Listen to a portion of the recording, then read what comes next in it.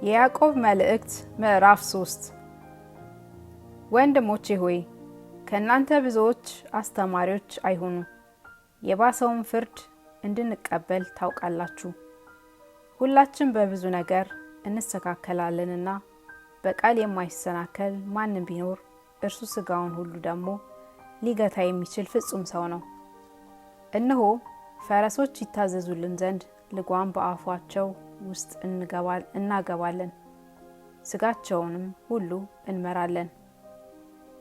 እነሆ መርከቦች ደግሞ ይህን ያህል ታላቅ ቢሆኑ በአውሎ ነፋስ ቢነዱ የመሪ ፈቃድ ወደሚወስደው ስፍራ እጅግ ታናሽ በሆነ መቅዘፊያ ይመራሉ። እንዲሁም አንደበት ደግሞ ትንሽ ብልት ሆኖ በታላላቅ ነገር ይመካል። እነሆ ትንሽ እሳት እንዴት ያለ ትልቅ ጫካ ያቃጥላል! አንደበትም እሳት ነው። አንደበት በብልቶቻችን መካከል አመፀኛ ዓለም ሆኗል።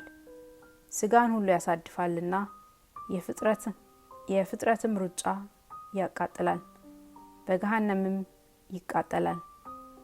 የአራዊትና የወፎች የተንቀሳቃሾችና በባህር ያለ የፍጥረት ወገን ሁሉ በሰው ይገራል፣ ደግሞ ተገርቷል።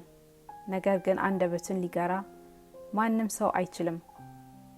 የሚገድል መርዝ የተሞላበት ወላዋይ ክፋት ነው። በእርሱ ጌታንና አብን እንባርካለን፣ በእርሱም እንደ እግዚአብሔር ምሳሌ የተፈጠሩትን ሰዎች እንረግማለን። ከአንድ አፍ በረከትና መርገም ይወጣሉ። ወንድሞች ሆይ ይህ እንዲህ ሊሆን አይገባም። ምንጭስ ከአንድ አፍ የሚጣፍጥንና የሚመርን ውሃ ያመነጫልን? ወንድሞቼ ሆይ በለስ ወይራን ወይስ ወይራ ወይን በለስን ልታፈራ ትችላለችን? ከጨው ውሃም ጣፋጭ ውሃ አይወጣም። ከእናንተ ጥበበኛና አስተዋይ ማን ነው? በመልካም አነዋዋሩ ስራውን በጥበብ የዋህነት ያሳይ። ነገር ግን መራራ ቅንነትና አድመኝነት በልባችሁ ቢኖርባችሁ አትመኩ፣ በእውነትም ላይ አትዋሹ። ይህ ጥበብ ከላይ የሚወርድ አይደለም፣ ነገር ግን የምድር ነው፣ የሥጋም ነው፣ የአጋንንትም ነው። ቅንዓትና አድመኝነት ባሉበት ስፍራ በዚያ ሁከትና ክፉ ሥራ ሁሉ አሉና።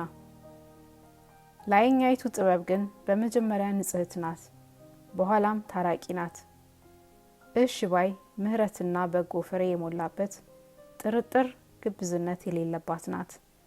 የጽድቅም ፍሬ ሰላምን ለሚያደርጉት ሰዎች በሰላም ይዘራል።